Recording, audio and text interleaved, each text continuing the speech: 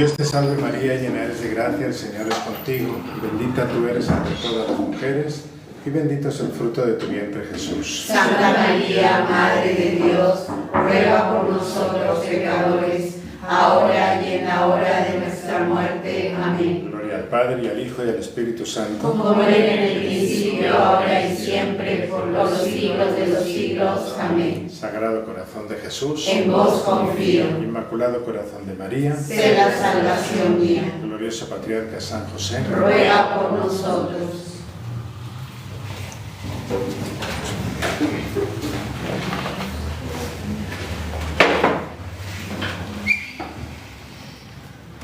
Muy bien, les prometí la semana pasada que íbamos a hablar del tema de la ley natural, recordando conceptos que ya vimos hace, creo que 4 años o 5 añitos, y vamos a recuperarlos porque conviene, ya que estamos hablando de todo el tema de la autoridad, bueno, la autoridad, ¿no?, para que sea sana, para que se rija bien, siempre tiene que respetar la ley natural, lo que hemos estado viendo en el catecismo. Y regresando al catecismo, pero ahora al punto 1950, 51, 52, por esos puntos trabaja el catecismo toda esta parte de la ley, que son como los prolegómenos de lo que es la moral católica. Después ya empieza a desarrollar todo lo que son los mandamientos, ¿verdad? Entonces, en estos puntos, 1951, 1952, para que ustedes lo repasen en sus casitas, nos dice que la ley moral es exclusiva de la criatura racional. Bueno, obviamente, ¿verdad? O sea que el hombre es el único entre todos los seres animados, ¿no?, que puede gloriarse de haber recibido la ley de Dios. El catecismo cita un pasaje un poco clásico, que es de Tertuliano, estamos hablando del siglo III, y él muere por el 220, o sea, principios del III, mayoritariamente, ¿no?, sus escritos son del siglo II, claro, ¿no? Entonces, Tertuliano, ¿qué dice ahí el catecismo? Estas palabritas de Tertuliano: el hombre es el único entre todos los seres animados que puede gloriarse de haber sido digno de recibir de Dios una ley. Haber sido digno de recibir de Dios una ley. Animal dotado de razón, normalmente, ¿verdad?, nosotros solemos decir animal racional, animal dotado de razón, capaz de comprender y de discernir, regular su conducta disponiendo de su libertad y de su razón en la sumisión al que le has sometido todo. Bueno, es muy interesante este pequeño parrafito de Tertuliano, porque estamos viendo que tanto en el siglo II como ahora en el siglo XX o XXI la idea es exactamente la misma. Bueno, el catecismo nos va a decir que las expresiones de la ley moral son diversas, ¿no? Concretamente nos dicen diversas, pero todas están coordinadas entre sí. Está la ley eterna, que es fuente en Dios de todas las leyes. Está la ley natural, la ley revelada, que comprende la ley antigua y la ley nueva, o sea, el Antiguo Testamento y el Nuevo Testamento, en lo que concierne a todo eso. Y finalmente tenemos las leyes civiles y las leyes eclesiásticas. Eso lo encontrarán ustedes en el 1952, ese punto del catecismo. Eso es lo que vamos a ver un poquito hoy. Entonces, básicamente tenemos 4. La ley eterna, la ley natural, la ley revelada, también la solemos llamar divino-positiva, ley divino-positiva, y las leyes humanas, que se desglosan en 2, lo que concierne a lo civil y lo que concierne a lo eclesiástico. Entonces, ley eterna, ley natural, ley divino-positiva o revelada, y luego las leyes humanas, que son civiles o eclesiásticas. Claro, entendamos, ¿no?, que todas las leyes tienen que tener un legislador. Ahí es donde viene el tema de la autoridad. Bien, vamos entonces a definir lo que es la ley. Para eso apelamos a Santo Tomás de Aquino. Y Santo Tomás de Aquino nos dice que la ley es la ordenación de la razón dirigida al bien común. Tan sencillo como eso. Ordenación de la razón dirigida al bien común. Pero ahora añadimos ahí otra cosita. Promulgada, eso es muy importante. Promulgada por quien tiene autoridad. Cualquiera no puede promulgar esa ley. Cualquiera no puede ponerse a dar leyes. Entonces, finalmente queda la definición como ordenación de la razón dirigida al bien común, nunca al bien particular, ¿no? Al bien común, promulgada por quien tiene autoridad. Entonces tenemos ahí 5 cosas importantes. En primer lugar, ordenación, o sea que se trata de poner un orden y ese orden tiene que buscar un fin, nos tiene que llevar a un fin. Claro, como nosotros estamos partiendo de Dios, lo más obvio es que a nosotros se nos ponga unas leyes, evidentemente por parte de Dios, para alcanzar un fin. Y nosotros tenemos que saber cuál es el fin, es decir, para qué yo he sido creado. Ven cómo enseguida aparecen las preguntas fundamentales. Segundo, de la razón, o sea, nunca es fruto del capricho, siempre que sea razonable, como quien dice que es como aséptico, ¿no? O sea, no se vende a nadie, ¿no? Dirigida al bien común, es decir, no al bien particular, no al capricho de uno, no yo me beneficio de esto y lo demás no me importa. Promulgada tiene que estar a conocimiento de todos para que tenga fuerza obligatoria. Y la tiene que promulgar aquel que tiene autoridad. Ya hemos dicho que no puede hacerlo cualquiera. Además, esos serían los términos de la definición, ¿cierto? Además, para que una ley obligue a los hombres, por lo menos debe de reunir 5 condiciones. 5 condiciones. Evidentemente que tiene que ser honesta, tiene que ser justa, tiene que ser necesaria o cuanto menos útil, tiene que ser posible. Insistimos en el tema de la promulgación. Se tiene que conocer, tiene que ser promulgada. Repito, y ahora vamos a desgranar un poquito estos conceptos. Honesta, justa, necesaria y útil, posible y promulgada. Vamos a empezar por el primero, que es honesta, es decir, en sí tiene que ser buena, en sí tiene que ser buena. Lo cual ocurre si no manda nada malo en sí mismo. Si una ley me manda matar a mí mismo, pues hombre, eso es un poco del género estúpido, ¿no? Pero, por suerte o por desgracia, estas cosas suceden entre nosotros los hombres, ¿no? Entonces, honesta, que sea buena en sí.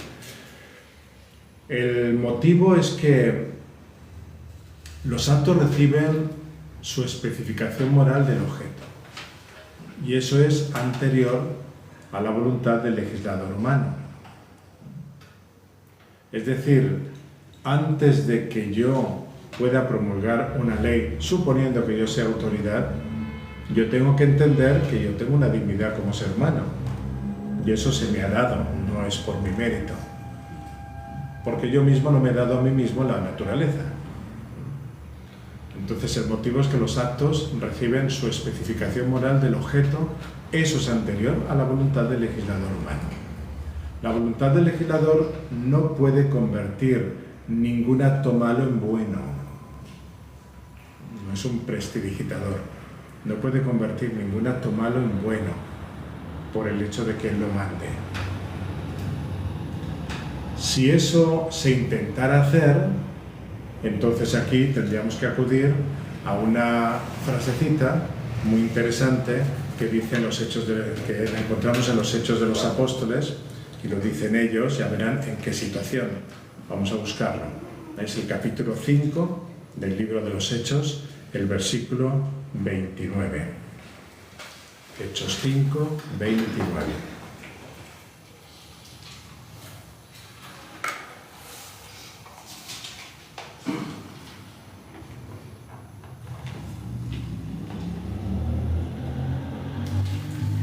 Pedro y los apóstoles contestaron: hay que obedecer a Dios antes que a los hombres.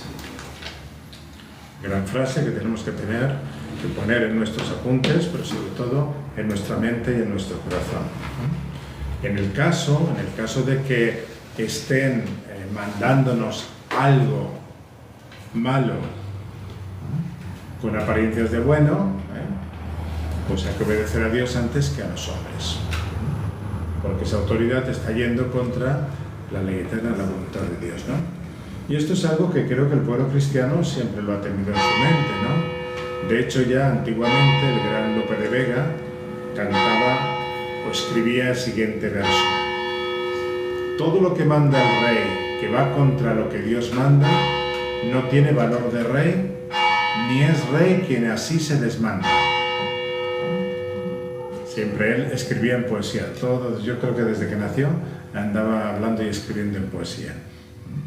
Todo lo que manda el rey que va contra lo que Dios manda, ni tiene valor de ley, ni es rey quien así se desmanda. Bueno, ¿esto qué quiere decir? Pues quiere decir que toda ley humana tiene que subordinarse a la ley natural. Y en un Estado cristiano, a la ley cristiana. ¿Qué decía San Juan Pablo II? Pues miren esto. La ley natural, precisamente porque Dios la esculpió en el corazón, es anterior a cualquier ley promulgada por los hombres y es la medida de su validez. Esto en un Ángelus, la catequesis de Ángelus, en el año 94. Tenemos una encíclica estupenda que le escribió, que puede ser de las más significativas, que es Veritatis Splendor, el esplendor de la verdad, que va sobre estos temas de fundamentación de la moral. Y aquí dice él: mi venerado predecesor León XIII, se está hablando del siglo XIX, ponía de relieve la esencial subordinación de la razón y de la ley humana a la sabiduría de Dios y a su ley. Tal prescripción de la razón humana no podría tener fuerza de ley si no fuese la voz e intérprete de una razón más alta, a la que nuestro espíritu y nuestra libertad deben estar sometidos. Por eso siempre la ley natural es un punto de referencia normativa de la ley civil.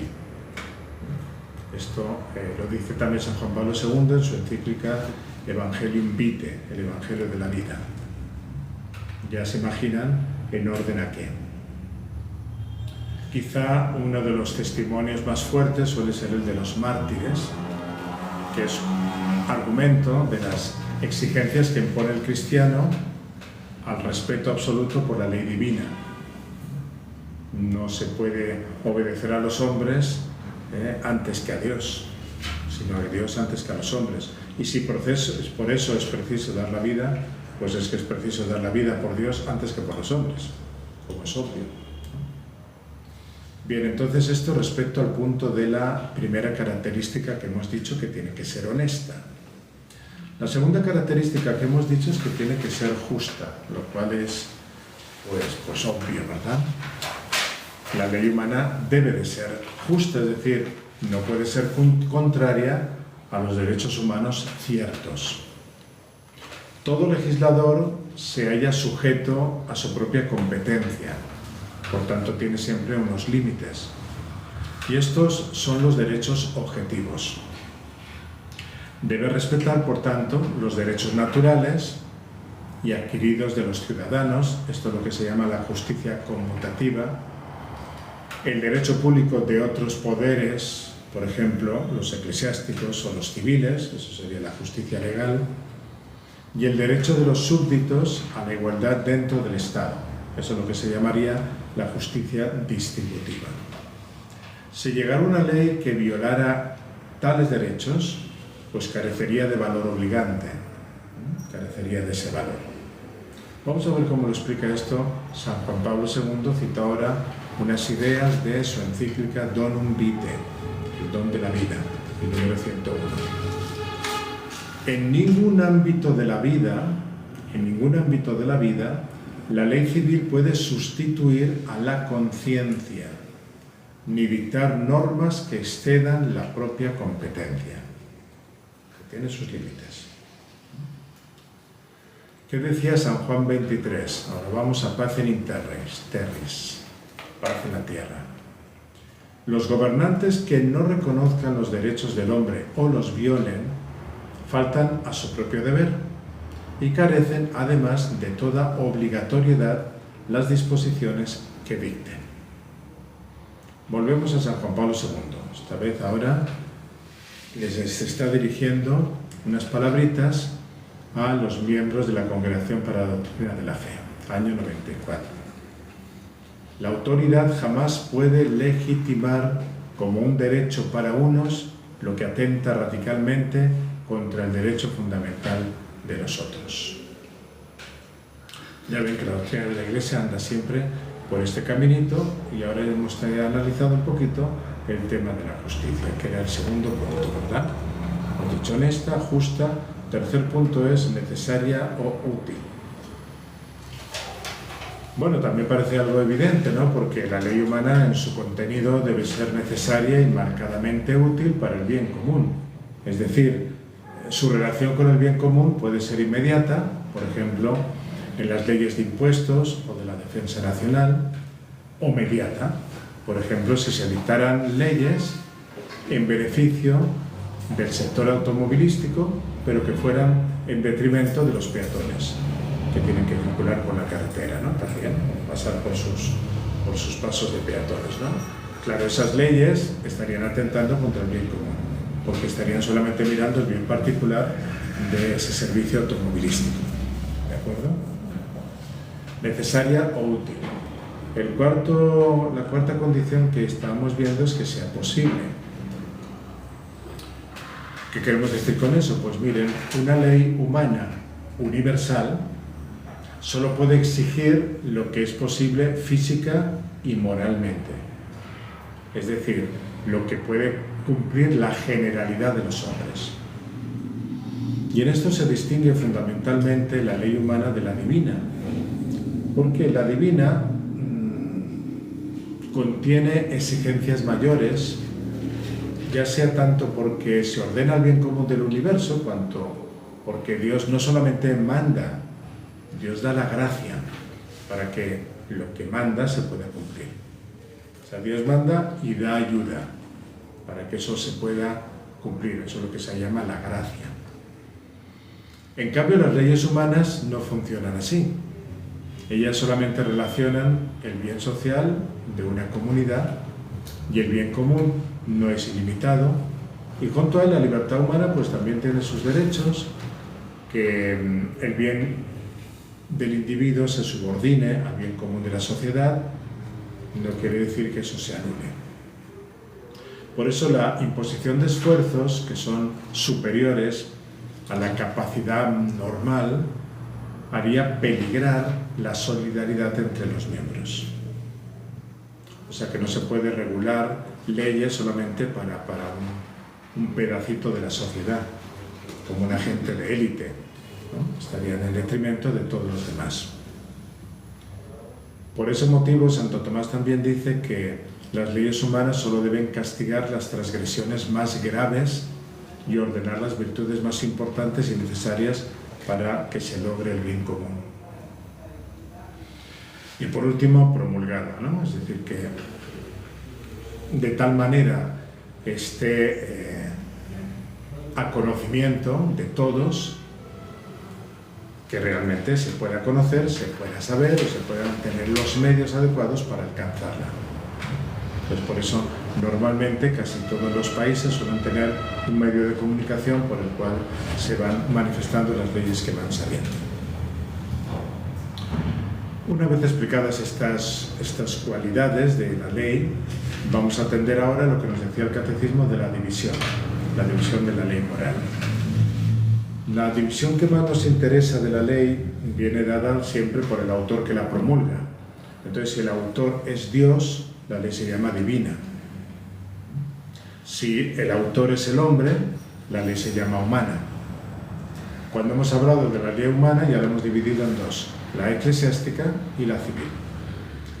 La ley que promulga Dios, la ley divina, puede ser eterna, puede ser natural, puede ser positiva, hemos dicho divina positiva. Bueno, la ley eterna normalmente se entiende por ella la que está en la mente de Dios, así dicho a lo fácil, la que se encuentra en la mente de Dios. La ley natural es la que ya Dios imprime en el corazón de los hombres. O sea que vendría a ser, poniendo una comparación, ¿verdad?, como el manual de instrucciones de uso. Yo fabrico una plancha y le doy su manual de instrucciones, ¿no? Pues eso es lo que está inscrito en la plancha. Claro que yo la plancha la puedo utilizar para tirársela a la cabeza a alguien, ¿eh? Y si tengo buena puntería, pues... Pero no está fabricada la plancha para tirársela a la gente y a la cabeza. Entonces, el hombre, cuando es creado, Dios ya le da impreso en su misma naturaleza estas leyes. Se suele hablar de la conciencia, nos ha dicho San Juan Pablo II, o se habla del corazón como centro de todo el quehacer psicológico del hombre. Y hablamos de ley divino-positiva, aquella que ya de alguna manera es promulgada y se contiene en la revelación. Dios dijo a Moisés, y le da las tablas de la ley, ¿no? Dios está promulgando, ¿no? Entonces eso está aquí ya como escrito, no simplemente es lo que está en el corazón de todos, lo que está en la mente de Dios, eso ya está de alguna manera publicado y Moisés lo da a conocer a todo el pueblo. Y así se va conociendo a través de la Sagrada Escritura. Entonces, eterna, natural, positiva o divino-positiva, de acuerdo al autor, que es Dios. En la división más sencilla del hombre es en dos, la eclesiástica y la civil, es decir, la que da la Iglesia, con la competencia que ha recibido de Dios, o la que da el hombre formando una sociedad. Vamos a ir poquito a poquito viendo cada una de ellas. Empecemos por la ley eterna. La ley eterna hemos dicho que está en la mente de Dios, por tanto es el querer de Dios para lo que Él va a crear, su creación, porque realmente la creación, pues ninguno de nosotros podíamos exigírsela a Dios porque no existíamos, ninguno. Entonces, como sale de las manos de Dios, pues evidentemente lo primero que está es en su mente. Cuando estamos hablando de ley eterna, estamos hablando de algo que es propio de Dios, que existe en Dios. Por eso nosotros no la conocemos directamente, ni tampoco la conocemos plenamente. Podemos, en ciertas circunstancias, identificar la ley de Dios, aunque no siempre. Por eso nuestro conocimiento de la ley divina es siempre parcial, es siempre incompleto y muchas veces puede estar sometido a error. Por tanto, que quede claro que la ley eterna corresponde a el querer divino. Claro, cuando nosotros contemplamos las cosas creadas, nosotros observamos que todas las cosas creadas tienen unas leyes naturales. Yo estoy seguro que alguna de ustedes pues coge una piedra, vamos a poner una piedrota, ¿no? La tira para arriba y mejor que te apartes, porque si no ya sabes lo que te va a pasar. Te va a caer encima. ¿Por qué? Porque existe la ley de la gravedad, ¿no? Son leyes naturales que están ahí. ¿Cuánto tiempo nos ha costado a nosotros descubrir o enunciar esa ley? Montones de años, pero montones. Pero eso ya estaba ahí. No porque nosotros la hayamos descubierto, de repente empieza a existir. No. Eso ya estaba sucediendo. O sea que contemplando las cosas creadas, observamos que existen unas leyes que son naturales. Por ejemplo, la Tierra da vueltas alrededor del Sol. Las plantas dan flores en primavera, por lo menos en mi tierra, aquí, cuando pueden, también en primavera, ¿no? El hombre, pues cuando algo hace mal, siempre tiene cierto remordimiento, tiene el gusanillo por ahí, ¿verdad? O sea, este ordenamiento a leyes naturales no se da por casualidad, sino que está perfectamente pensado por ¿quién? Pues la sabiduría divina. O sea, Dios ordena las cosas de tal modo que cada una de esas cosas cumpla su fin, ya sean minerales, ya sean plantas, ya sean animales, ya sea el hombre. Entonces, como ese orden está pensado y proyectado por Dios desde toda la eternidad, pues se llama ley eterna. ¿Cómo la definimos, la ley eterna? Pues vamos a tomar una definición de San Agustín, también les voy a decir una de Santo Tomás, ustedes se quedan con la que más les guste, con el santo que más les guste. Dice San Agustín que es la razón y la voluntad divinas que mandan observar y prohíben alterar el orden natural. este es San Agustín. La razón y voluntad divinas que mandan observar y prohíben alterar el orden natural. Este es San Agustín en su libro Contra Fausto. Santo Tomás de Aquino, en la Suma Teológica, quizá se pone un poquito más expositivo y nos dice que el plan de la divina sabiduría, la ley eterna es el plan de la divina sabiduría que dirige todas las acciones y movimientos de las criaturas en orden al bien común de todo el universo. El plan de la divina sabiduría, solamente es Dios, que dirige todas las acciones y todos los movimientos de las criaturas en orden al bien común, nunca puede faltar eso, pero de todo el universo, de todo lo creado. Bueno, que es eterna no creo que sea tan difícil de investigar o pensar o entender, porque es anterior a la creación. Y como está en la mente de Dios, y Dios es eterno, eterna es esa ley. Porque además es una ordenación normativa que hace la inteligencia divina para que todo lo que existe tenga un recto ser y un recto obrar. Cuando Santo Tomás enuncia esa definición, ¿no? El plan de la divina sabiduría que dirige todas las acciones y movimientos de las criaturas en orden al bien común y de todo el universo, no simplemente da una definición, cierra su libro y se va de vacaciones, no, él siempre explica todo lo que escribe, tiene una razón de ser. Y Santo Tomás, cuando entonces explica esta definición, dice que así como por ejemplo en la mente de un pintor preexiste el boceto que luego va a plasmar en un lienzo, así sucede en el entendimiento divino, pero con la salvedad del tiempo, ¿verdad? Porque Dios es eterno. Entonces, desde toda la eternidad está ese plan que dirigirá todas las acciones y todos los movimientos de sus criaturas hasta el fin del mundo, y ese plan es la ley eterna. Desde luego es bastante razonable pensar que Dios dirige a sus criaturas, porque a veces se han dado ciertos caminos que nos han ayudado a encontrar que existe Dios, así se lo ha llamado de otra manera, como motor inmóvil, por ejemplo, ¿no? Pero eso no quiere decir que ese motor inmóvil ame a todo lo que mueve. Sería un poquito como mecanicista, ¿no? Sin embargo, nosotros sabemos por revelación que Dios es amor. Y es la fuente del amor, es decir, todo amor que exista sobre la tierra ha tenido su origen, su fundamento en Dios. Entonces, esto nos hace pensar que Dios no nos crea y nos suelta ahí, no es una mala madre ni un mal padre. Al contrario, ¿no? Dios siempre está cuidando de nosotros, es lo que solemos llamar el cuidado amoroso de Dios por nosotros, es lo que llamamos la providencia. Siempre está viendo en favor de nosotros.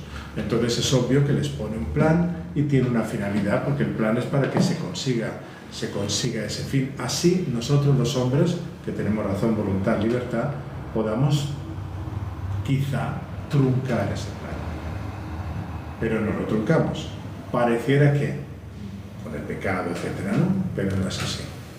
Pareciera que crucificando a Jesucristo, pues muerto el perro se acabó la rabia. Pues no es así. Al tercer día resucitó y viene con más gloria todavía. Era necesario para vencer, ya sabemos toda esa explicación. Entonces nos vamos dando cuenta de que el amor de Dios siempre está detrás de todo esto, obviamente, es el fundamento de todo esto. Y desde ese amor se genera esa ley eterna, que es establecer un plan para que toda la creación finalmente alcance un fin y se acorde con su propia naturaleza, ¿no? El que nosotros no podamos abarcar la voluntad divina no tiene que hacernos caer en depresión. Más bien creo que es un favor que nos hace el Señor. De hecho, es por condición de nuestra naturaleza, ¿no? Porque los hombres que somos a veces tan malos, si tuviéramos el poder de tener la mente de Dios, Dios mío, ¿qué sería eso, ¿no? O sea, que es hasta bueno que no seamos Dios. El que quiere que seamos Dios, quiere, ¿verdad?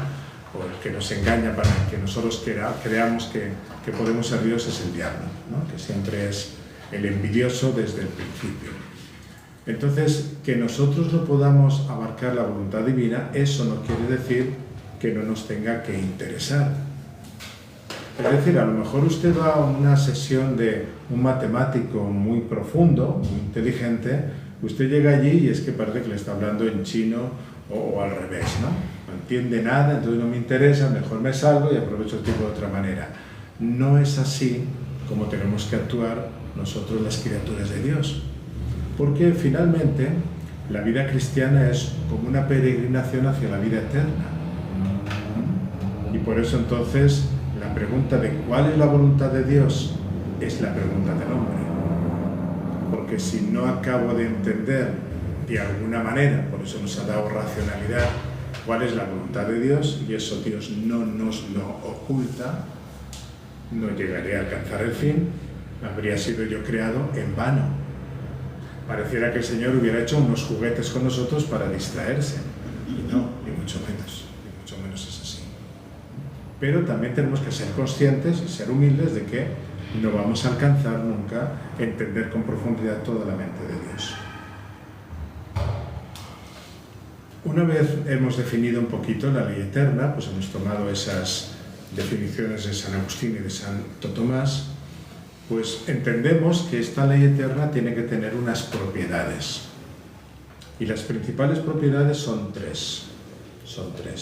También, pues son de sentido común, ¿no? Todo lo que viene de Dios inmutable es. No está sometido a cambio.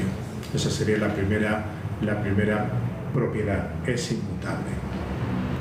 La segunda es que precisamente porque viene de Dios y porque es inmutable y porque es eterna, es la norma suprema.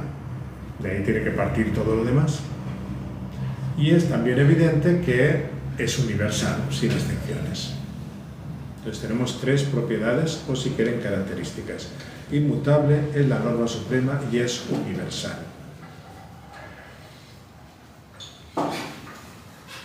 Nunca debe pensarse la ley eterna, mutable, norma suprema de toda moralidad y de todas las demás leyes, ¿no? Por eso, ¿no? Todo legislador, esté donde esté, tiene que tener un gran conocimiento de la ley de Dios, ¿no? Para no salirse de madre, ¿no? Porque, claro, fíjense que el que está legislando, sea lo que sea, desde un pequeño núcleo, como puede ser la familia, hasta un gran estado o un hospital, si resulta que las leyes que da esa persona no están de acuerdo a la ley de Dios, entonces puede estar induciendo a un sector a que no alcance su fin. O sea, en resumidas cuentas, por las leyes que yo estoy promulgando, estoy manejando, moviendo a la gente a que se me vaya al infierno, a que se condene. Entonces, la responsabilidad del legislador que está bajo Dios, evidentemente, es muy grande. Es muy grande. Así los consejos que dan los padres a sus hijos, como unos gobernantes, ¿no? Desde ese pequeño grado hasta el máximo. Por eso hay que conocer muy bien cuál es la ley de Dios. Y por eso nuestro Señor, que sabe eso y sabe nuestras debilidades, la va a promulgar. Va a llegar un momento que va a manifestar y va a decir esto, y sobre eso se sella alianza. La historia del pueblo de Israel es muy preciosa. Fíjense que nuestro Señor, cuando sella la nueva alianza, también pone una ley. Todos nos estamos acercando al Jueves Santo, ¿no? El Jueves Santo, pues celebramos tres cosas, ¿no? Entre otras, ¿verdad? Hasta 4. ¿Cuál sería la primera? La última, sí. La Eucaristía, claro, la institución de la Eucaristía, ¿no? Y con esa institución hay otra institución. La orden sacerdotal, claro, porque tiene que haber alguien que celebre, ¿no? Y además, ¿qué más hay ahí? La penitencia. La confesión. El sacerdocio. A la octava lo acertarás.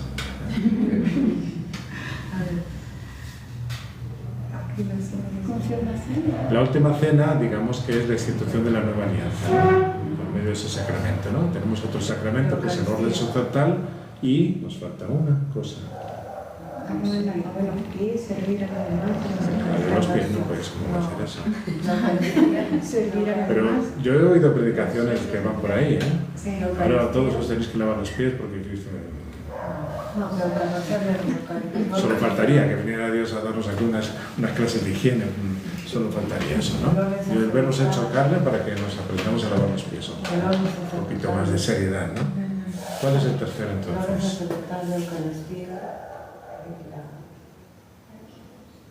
Madre mía, santísima.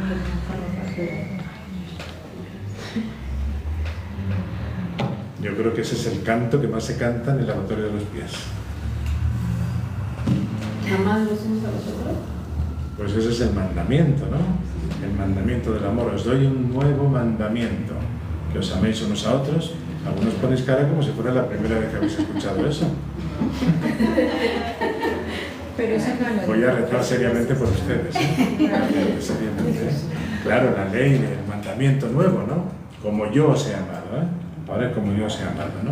Entonces el mandamiento nuevo, ¿ven? Hay una nueva alianza y ahí tiene que haber una nueva ley, se sella entre la Iglesia ahora y Jesucristo, que es Dios hecho hombre, ¿no? Muy bien. Entonces tenemos la ley del amor, el mandamiento. Pero no la ley del amor así con corazoncino y enviar ahí estampitas y eso, ¿no? Como yo os he amado. Y el Señor a la siguiente tarde ya está en la cruz. Para que vayamos entendiendo un poquito cómo va eso. Por eso cuando San Pablo habla del matrimonio, habla de la cruz. Habla de la cruz, obviamente, que es la prueba más grande del amor. Bueno, entonces ya empezamos a entender un poquito por dónde van estas cositas, ¿no es cierto? Bueno, entonces es universal, dado que todas las criaturas están sujetas a Dios. No hay ninguna criatura que esté fuera de la sujeción de Dios. Quizá algunas de una manera instintiva, como pueden ser los animales, ¿no? En cuanto que están como determinadas por su misma naturaleza a actuar de determinado modo, y no puede ser de otro, y luego están las criaturas libres que se tienen que ir sometiendo de manera voluntaria. Para eso tienen su libertad. Por eso entendemos que en el Génesis, es decir, en el paraíso, Dios diera una norma. Dios promulgara una norma. De todos los árboles puedes comer menos de este. ¿Por qué? Porque el hombre es un ser libre y tiene que ejercitar su libertad, sino para que se la dio Dios, ¿no? No es bueno que nosotros lleguemos a pensar que esa ley que Dios nos da y que sale de su amor es como un peso que nos aplasta, algo que se impone ante mí. ¿Me haces esto o me haces esto?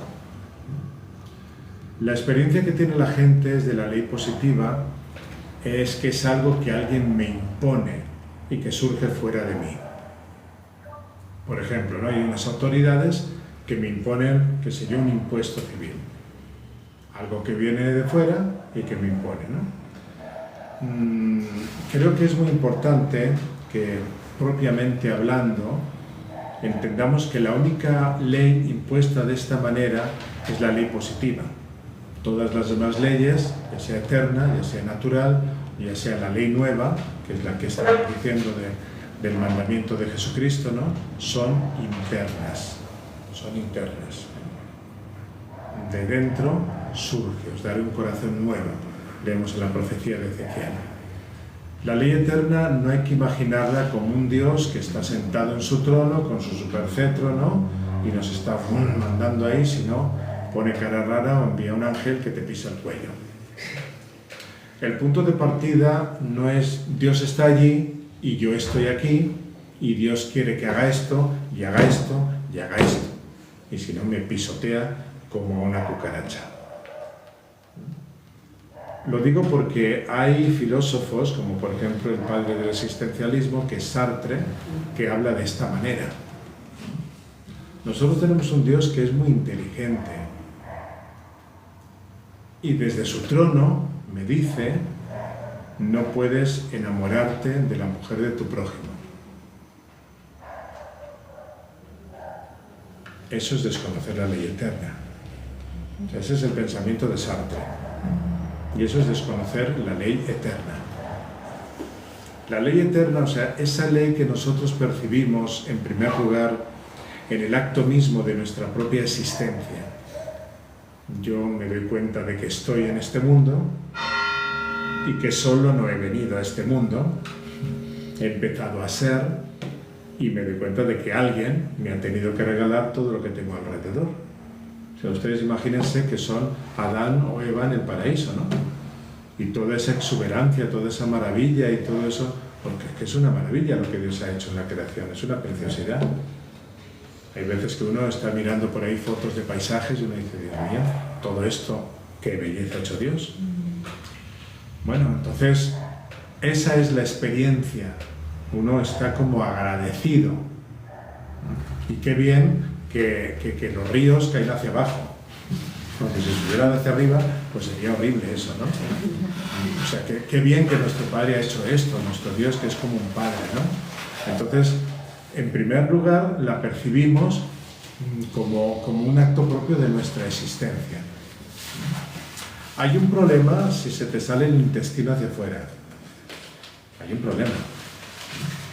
Y sobre todo si se te empiezas a estirar y jugando te lo estiras. Pues eso es un problema muy grande, ¿no? O sea, que Dios lo haya puesto de la manera que lo ha puesto en nuestro interior, eso es muy bueno. Eso es muy bueno, ¿no? Entonces Dios quiso que yo existiera. Entonces no es entonces algo externo que quiere imponerse, sino es una realidad que uno descubre como un hecho fundante de su propia vida. Así como un cuadro, pues depende de su autor para existir. Entonces mi primer encuentro con la ley eterna es el hecho de que yo existo y que junto a mí existen otros con una dignidad semejante. O sea que, fíjense que Génesis 1, cuando empieza a hablar de la creación del hombre, dice: varón y mujer los creó. O sea, no es que, incluso en Génesis 2, cuando primero crea al varón y luego a la mujer. O sea, no es que cuando se despierta el varón de su sueño y se encuentra ahí la mujer, pues no le da un macaco en la cabeza: desgraciada, por tu culpa me falta una costilla. No es así, al contrario, hay una admiración enorme, ¿no? Qué preciosidad acaba de poner Dios aquí delante mía. Luego la cosa se estropeará por el pecado,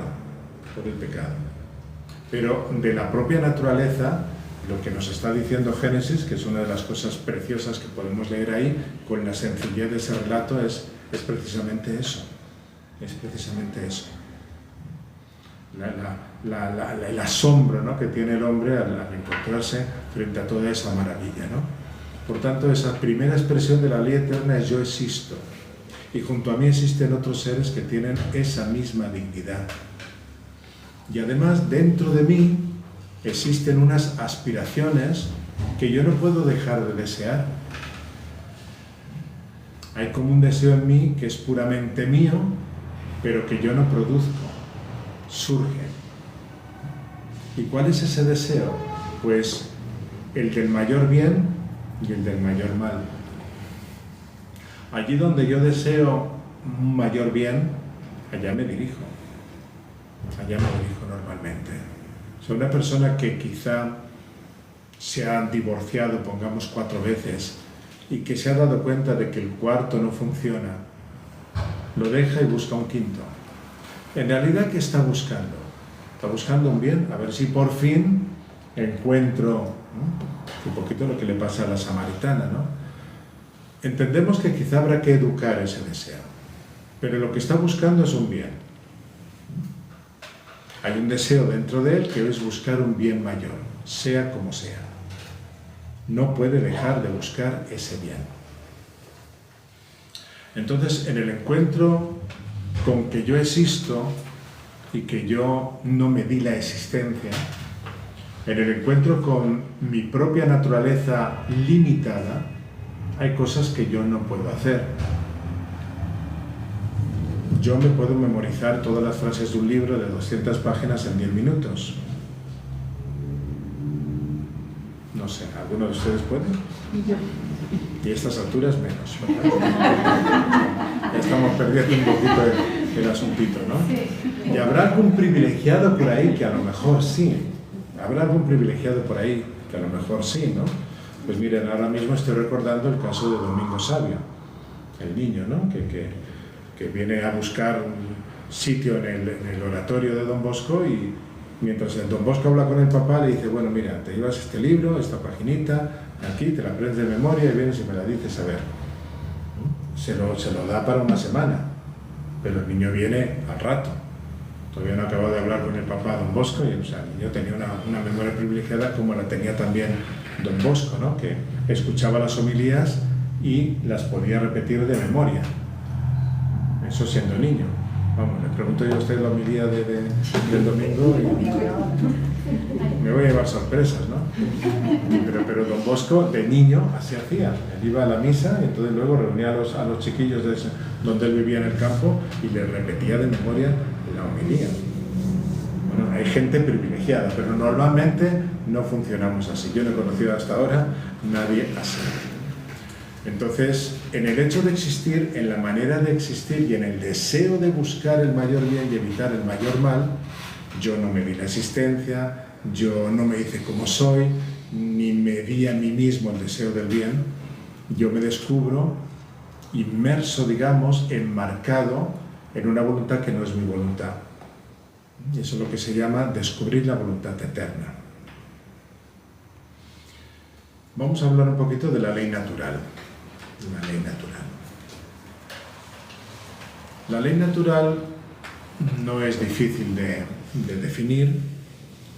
Viene a ser el reflejo, o si quieren, la expresión de la ley eterna en el mundo creado. O sea, que está en la mente de Dios, como hemos definido que era la ley eterna, no podemos perder ese concepto para aplicarlo ahora, ¿verdad? Repetimos entonces, la ley natural es el reflejo, o si quieren, la expresión de la ley eterna en el mundo creado. Es decir que la ley de Dios no se quedó siempre eterna, podríamos decir, se acercó a nosotros. Una vez nos crea Dios, se acerca a nosotros. ¿Qué es lo que siempre hace Dios? Dios en busca del hombre. Lo mismo que la ley eterna, tampoco la ley natural puede ser completamente expresada. Por la misma razón, ¿verdad? Pero eso no significa que sea irrelevante o que sea incognoscible. Ya hemos dicho que la ley eterna existe y que yo puedo encontrarme de alguna manera con ella. Pues lo mismo sucede con la ley natural.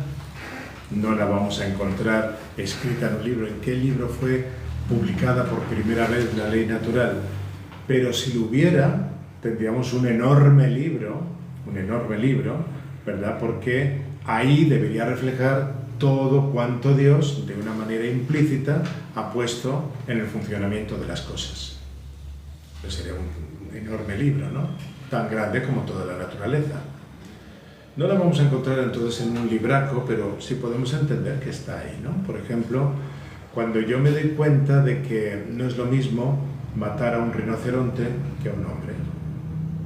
Así el hombre tenga forma de rinoceronte, pero no es lo mismo. O sea, esa escala de valores yo creo que la tenemos todos, con excepción de algunos, ¿no? Sin necesidad de tenerla que encontrar escrita en un libro. O sea, la ley natural es nuestro primer criterio de discernimiento sobre cuál es el bien propio de cada ser, incluyendo, por supuesto, en primer lugar, al ser humano, en primer lugar. ¿Por qué se llama natural? Porque se trata de una ley basada en la inclinación natural que posee el hombre hacia el bien. La inclinación natural que posee el hombre de hacer el bien y evitar el mal.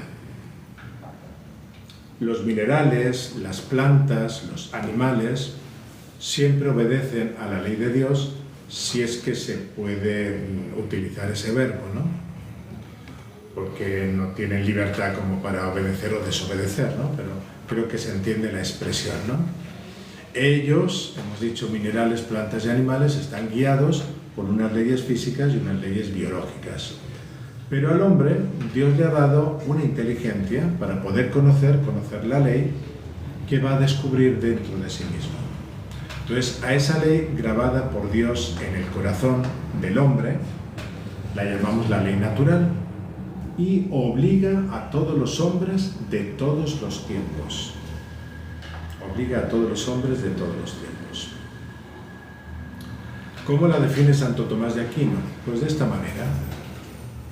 La ley natural no es otra cosa que la participación de la ley eterna en la criatura racional. La participación de la ley eterna en la criatura racional. O sea que Dios, cuando crea al hombre, le dota de una ordenación concreta que le posibilite conseguir, como hemos dicho antes, el fin para el cual ha sido creado. Entonces, por el mero hecho de nacer, el hombre ya es súbdito de esa ley. Aunque es verdad, están las heridas del pecado y pueden dificultar o oscurecer el conocimiento. Por ejemplo, podemos encontrar algunos pueblos que, en lugar de vivir una unión de varón y mujer, pues han tenido esa terrible cosa de la poligamia. Un varón con varias mujeres. Pues eso es contra la ley natural. Por ejemplo, el hecho de los sacrificios humanos, con la excusa de que hay que ofrecérselos a Dios, pues evidentemente eso va contra la ley natural. Vamos a buscar Romanos 2, 14, 15. Romanos 2, 14, 15, porque San Pablo nos habla un poquito de esto. Romanos 2, 14, 15.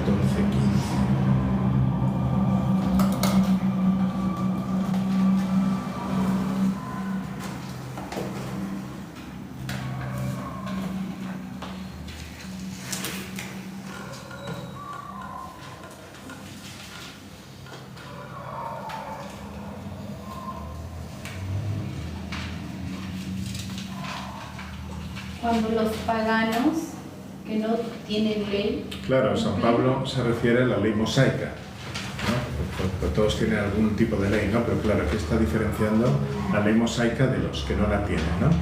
Ya.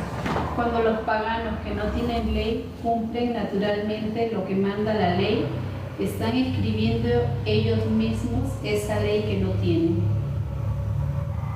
Ahí faltaría, ¿no? La están escribiendo en su corazón, que es básicamente lo que dice en una buena traducción de la Biblia en San Pablo, ¿verdad?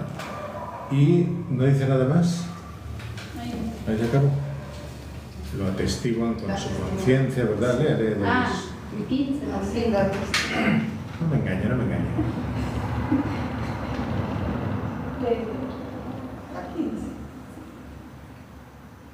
Ponen de manifiesto que la realidad de esa ley está escrita en su corazón.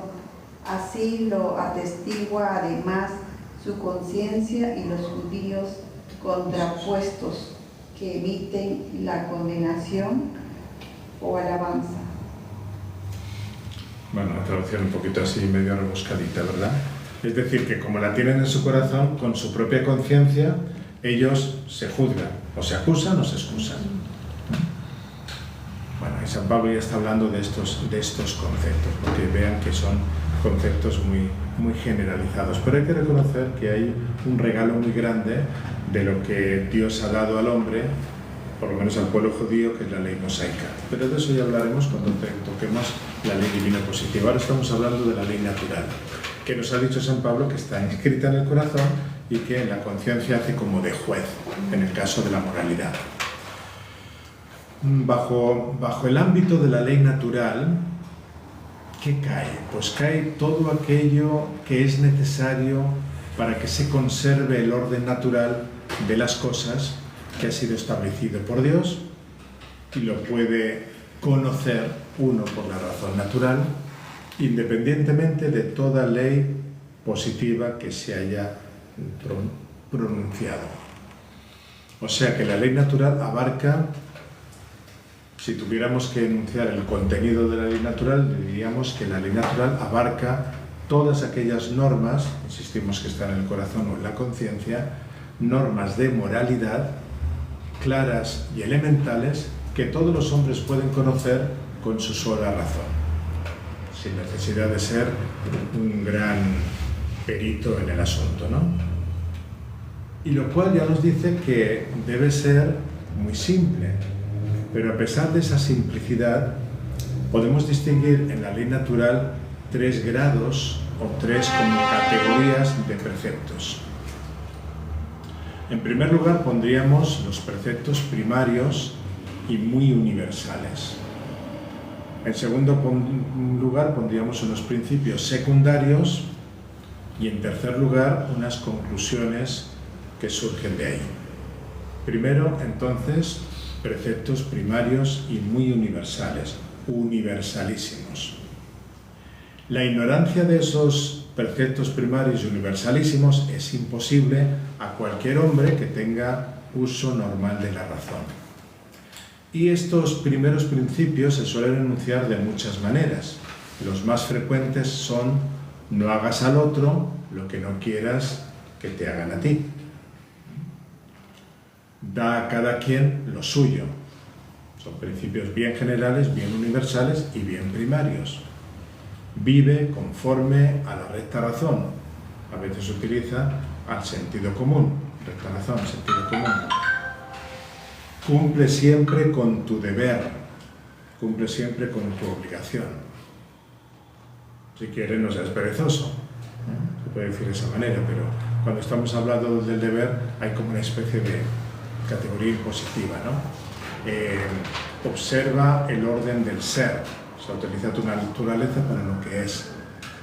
Finalmente, casi esto se puede reducir a un gran principio general, que es ese que hemos dicho en algunas ocasiones. Haz el bien y evita el mal. Haz el bien y evita el mal. Estos son como los principios universalísimos y primarios, lo cual quiere decir que sobre ellos se va a asentar todo lo demás.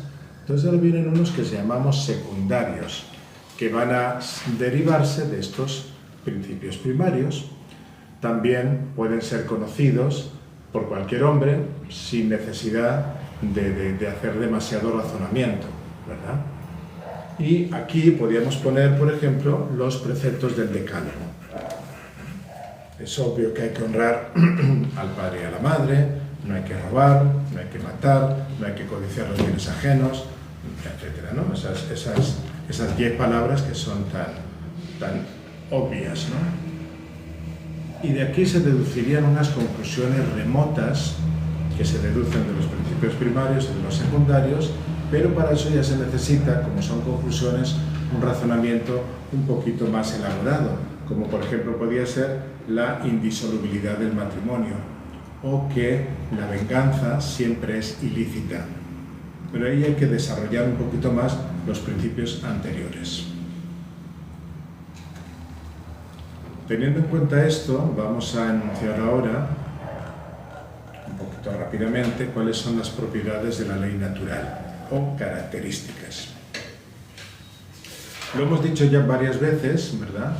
Pero una de las grandes características es que es universal, la universalidad.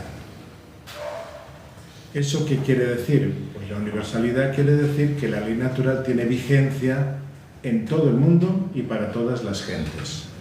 En todo el mundo y para todas las gentes. ¿Por qué? Porque la naturaleza humana es la misma para todos los individuos.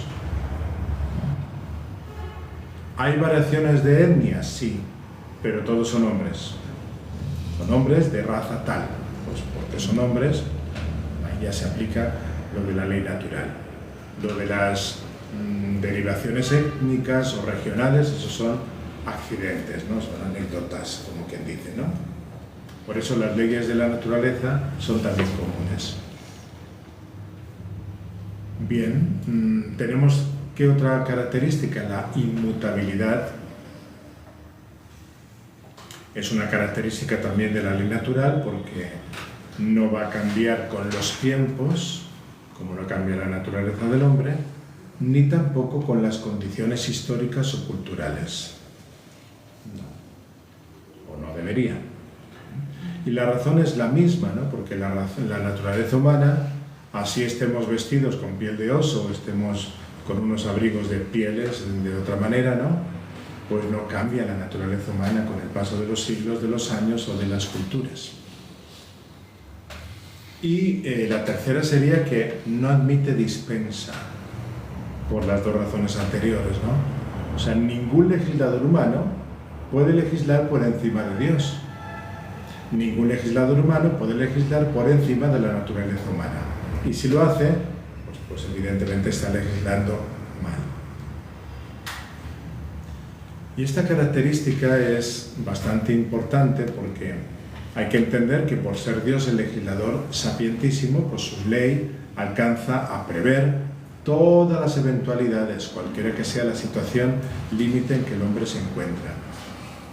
Es interesante cuando nosotros cogemos la ley que da Dios, son esas 10 palabras que están en las dos tablas, ¿no? Pero luego nosotros cogemos el Levítico y vemos que hay una cantidad de leyes, bueno, pues que esas son las eventualidades, pero nosotros podemos ir observando que todas esas leyezuelas, podemos decir, provienen y tienen el fundamento de las otras. Entonces, ahí es donde se ve cómo va la evolución y que ninguna de ellas puede estar por encima de las anteriores, sino más bien derivadas, porque el único legislador finalmente Dios es.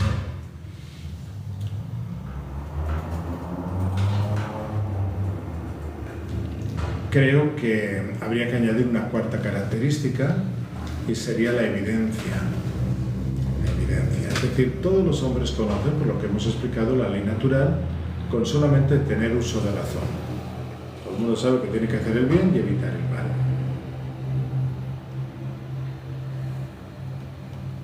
La evidencia.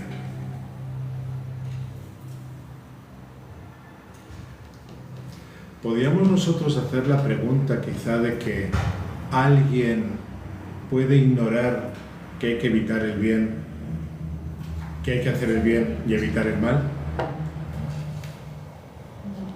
Yo creo que no.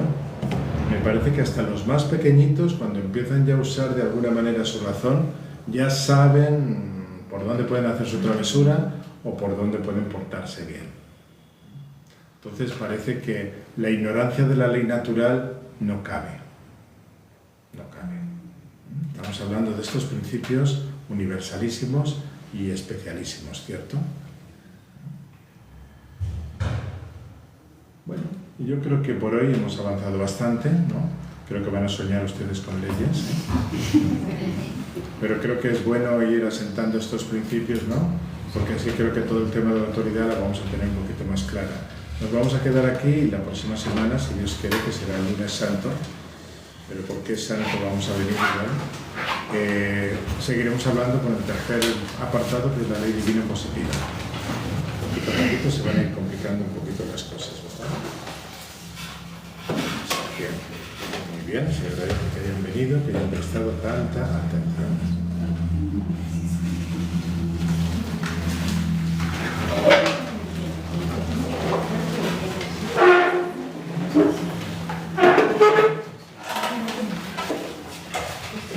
Gloria al Padre, y al Hijo, y al Espíritu Santo. Como en el principio, ahora y siempre, por los siglos de los siglos. Amén. Glorioso Patriarca San José, ruega por nosotros. Santos ángeles de la guarda, ruega por nosotros. Gracias.